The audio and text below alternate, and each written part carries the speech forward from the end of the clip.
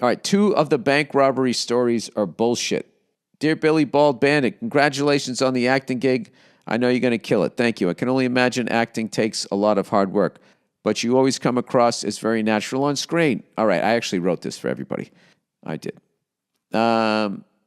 Speaking of people pretending that things happen to them, I'm calling bullshit on 2 of the bank robbery stories were read on the podcast.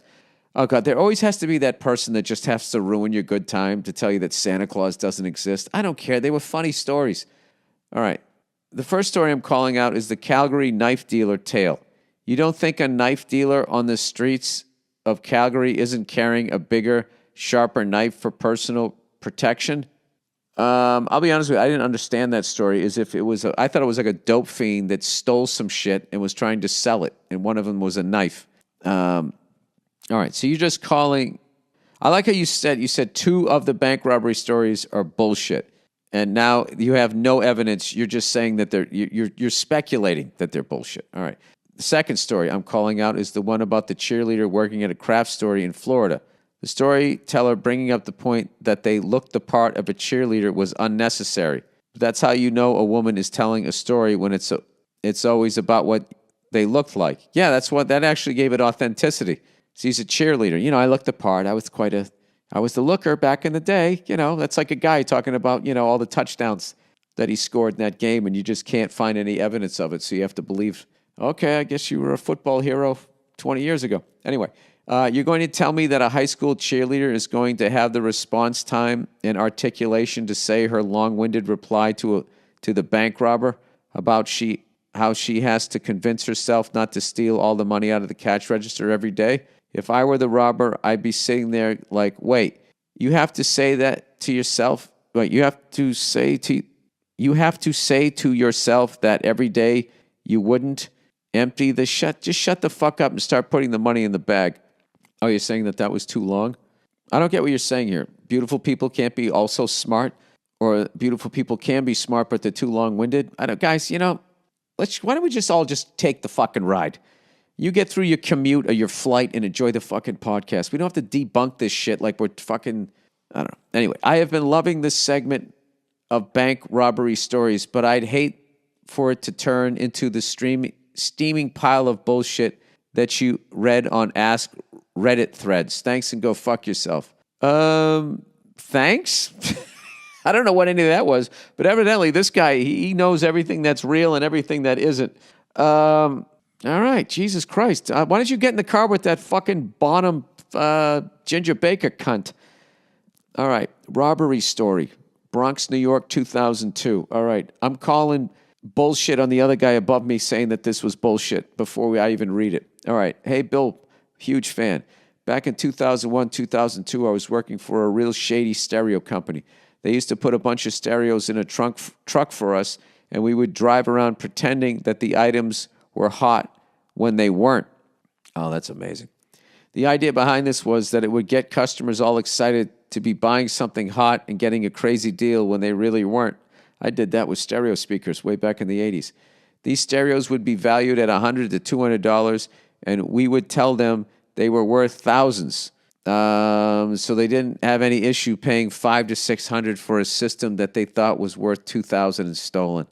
I only lasted a few weeks on that horrific job. Well, that's what you get for buying stolen property.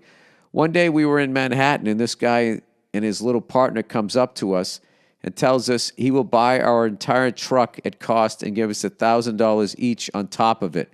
And he seemed to know exactly what we were doing.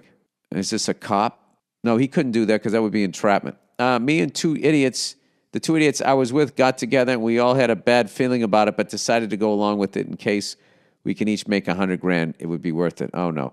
He told us to follow him to his house in the Bronx and drop it off there. Oh, boy.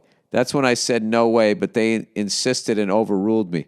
We got to this apartment, dropped off the equipment, and as we were putting down the last few pieces, he stood by one of the stereos, held a gun out, and said, "Thanks, now get the fuck out of here." Wow. He did not have to finish the sentence for me to already be in the truck. I was not dying for this garbage job. Wow, that's amazing. Or complete bullshit. Oh, fuck. Well, you play the game. That's how it goes. All right. Dumb shoplifter. Hey there, old Billy Red, White, and Blue Balls. Oh my God. Do you realize how great that is? Red, white, and blue balls. I got red pubes. I'm a white guy. I'm married. Red, white, and blue balls. That's fucking amazing. That is fucking amazing. Congratulations. And I'm an American, right? Proud to be an American. I don't know what that means. I think it means do whatever I want to do as long as I'm white. I used to be an undercover security agent at a big retail store, not bragging. My main job was walking around acting like I was shopping and watching for shoplifters and then catching them as they left the store. One time this dumbass stole some socks and a pack of wife-beater tank tops. So my partner and I busted him and brought him back to our office in handcuffs. While he was sitting there, he was fidgeting around a lot with his back pocket, so I told him to take out whatever it was he was messing around with. He dropped a crack pipe on the floor. I went to put it in a plastic bag for the cops, but when he saw me do this, he decided to smash it into our carpet floor. The dumb fuck didn't realize that shoplifting and possession of a pipe were only misdemeanors, but tampering with evidence bumps it up to a felony.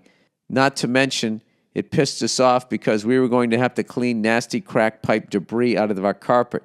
Anyways, I have a bunch of stories like this about idiots stealing from stores, so I might email you again sometime. Yeah, that's like the Onion Field murders, when that guy said to the cop, are you familiar with the Lindbergh Law? And he said yes, and then he shot the cop. And he didn't realize that kidnapping you didn't get the death penalty, the Lindbergh Law, unless you cross state lines. So he didn't have to kill the guy. Well, I don't know what he had to do. I wouldn't have done it, is what I'm saying. All right, shut up, Bill. Okay.